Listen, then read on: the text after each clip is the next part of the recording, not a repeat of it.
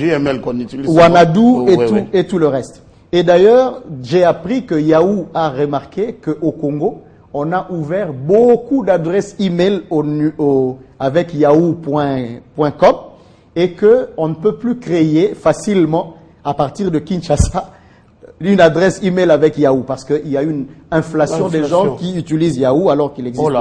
Donc il faut utiliser des noms de domaines thématiques, de noms de sous-domaines thématiques, par exemple Kojo primature.org ou Kojo présidence.gouv.org. C'est comme ça que vous avez les ambassades étrangères qui utilisent naturellement les emails ou les moyens de réseautage social à partir d'Internet pour leur communication plus ou moins officielle. Vous êtes en train de dire que cette procédé n'est pas encore utilisé suffisamment à RDC? Bon, il existe primature.cd, ça existe. Il y a des adresses comme ça. Il existe le site de la présidence.cd également. Donc maintenant, il faut pouvoir, pour des communications professionnelles, donner une adresse professionnelle. Mais derrière le site www.primature.cd par exemple, il y a un contrôle effectif de la primature sur son nom de domaine et sur son site internet. Ce qui fait que si vous ouvrez des boîtes email sur votre site que vous contrôlez, il est difficile de le pirater parce qu'il y a tout un service de IT, tout un helpdesk derrière qui sait à qui moi j'ai attribué tel nom de domaine. Moi j'ai travaillé comme fonctionnaire international à New York pour le compte du PNUD. Nous avions des adresses PNUD UNDP.org. Et pour avoir une adresse UNDP.org et l'utiliser à des fins professionnelles, dans le monde, vous ne pouvez pas avoir deux noms. Kojo.ndukuma@undp.org. Vous ne pouvez pas avoir ça pour un autre Sénégalais. Moi, je ne suis pas Sénégalais, je suis Congolais. Pour un autre Sénégalais. Parce qu'il y a une gestion interne qui se fait. Donc, et ça évite cette duplication, l'usurpation. Oui. Et quand il y a, l'usurpation se fait, peut se faire maintenant difficilement dans ces genres de réseaux sécurisés, ça se fait difficilement par des intrusions. Vous verrez que quelqu'un a voulu s'introduire dans votre système pour créer une adresse dans primature.cd par exemple. Mais quand vous ne limitez pas cela et que vous allez sur les sites publics comme Yahoo et tout, n'importe qui peut ouvrir une adresse avec un préfixe qui est Kojo et puis un suffixe derrière qui est yahoo.com et tout ça. Donc il y a moyen, et il existe comme ça des réseaux sociaux. Nous utilisons quoi? Des réseaux sociaux sur Internet qui sont des regroupements des amis de la vie réelle. Par exemple, Twitter, par exemple MySpace, par exemple Facebook. Ce n'est pas destiné pour des usages professionnels. C'était, par exemple Facebook, c'était les amis d'une université qui ont dit parce que nous voulons communiquer entre nous, les gens sont partis de l'université, on doit garder leurs photos, qu'ils ont créé ça. Donc Mark Zuckerberg, qui est le créateur de Facebook, l'avait fait pour son université, pour les regroupements d'amis de la vie réelle ou d'autres amis qui pourraient se créer un cercle.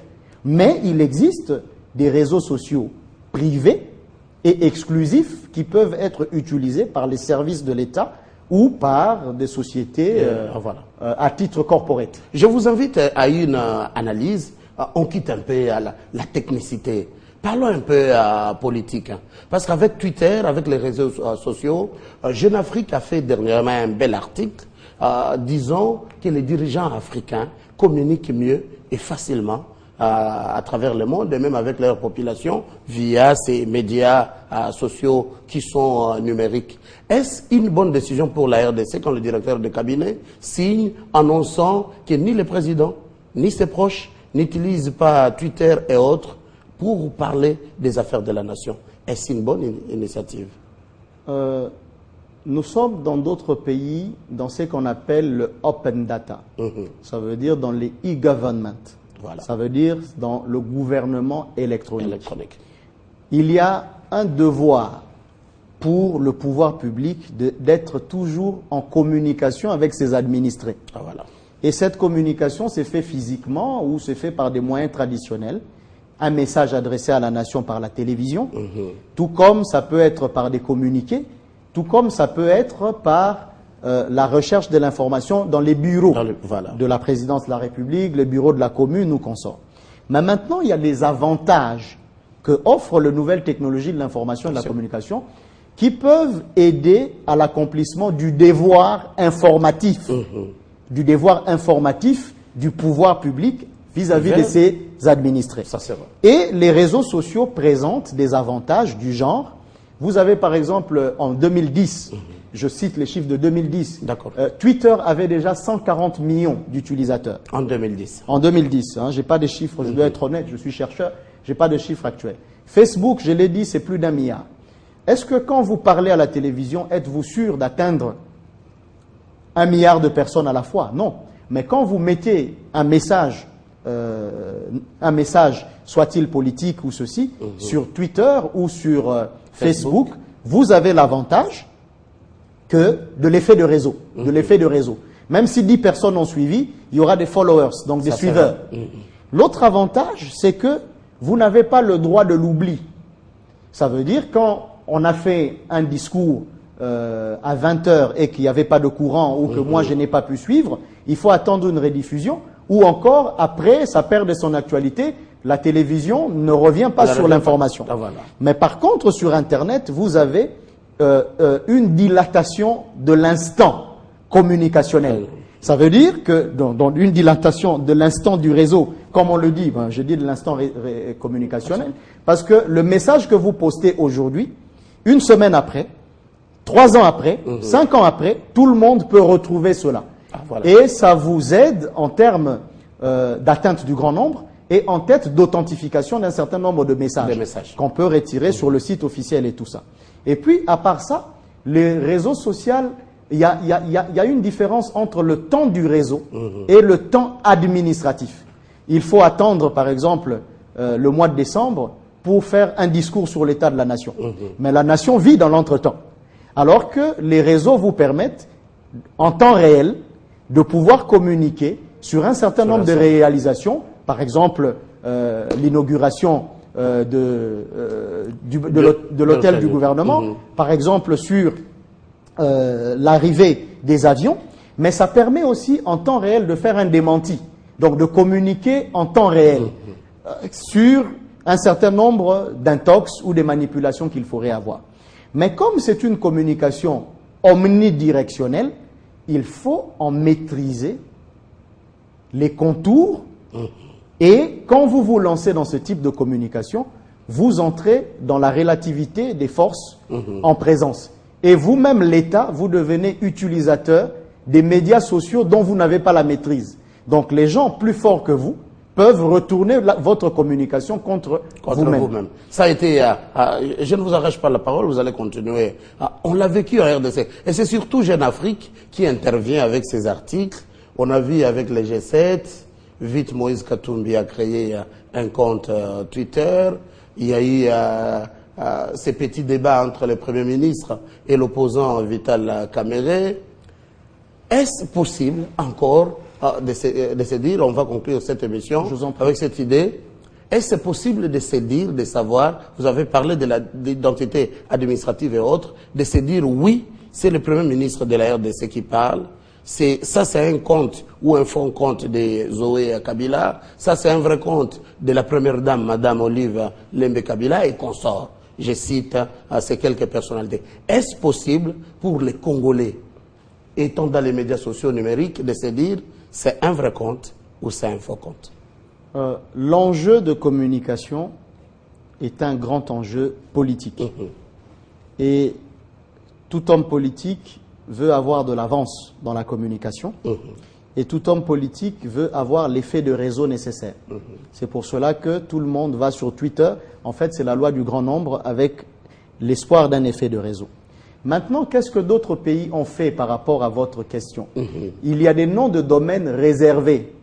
Il est possible, par exemple, Peugeot l'a fait. Voilà. Lorsque vous tapez Peugeot sur le compte Google, vous n'avez pas une autre marque de voiture qui peut sortir. Je crois, on peut essayer de vérifier et ainsi de suite. Ça veut dire que vous devez parler avec Google, vous devez parler avec les gros acteurs de l'Internet pour réserver, par exemple, le nom Kojo Ndukuma. Voilà.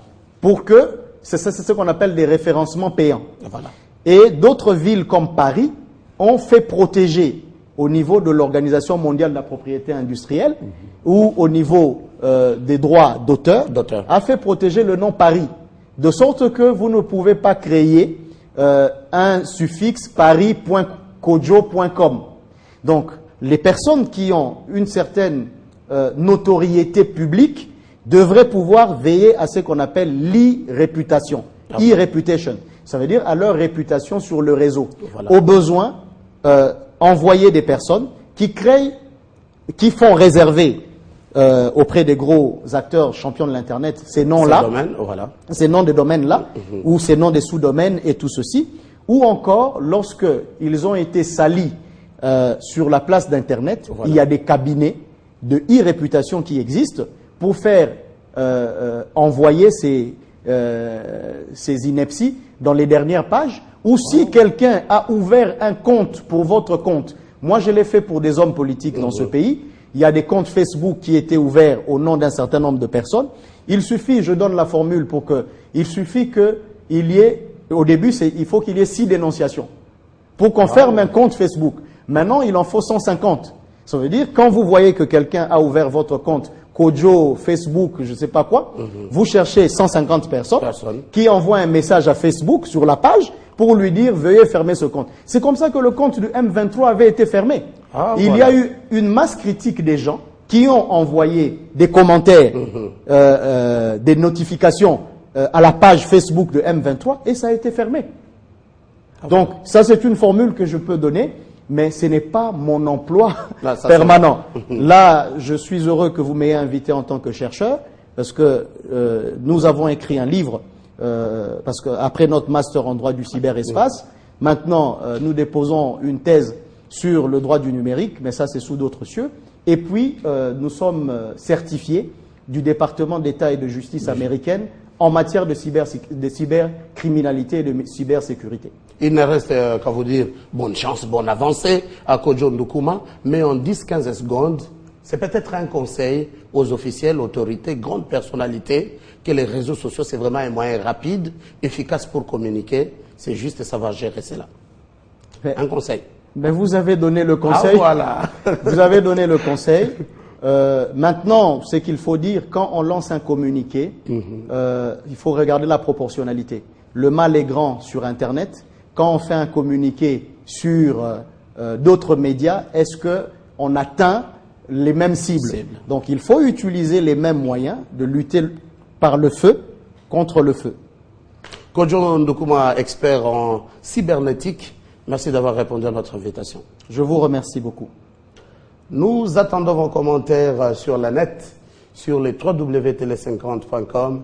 Très bonne continuation sur votre chaîne.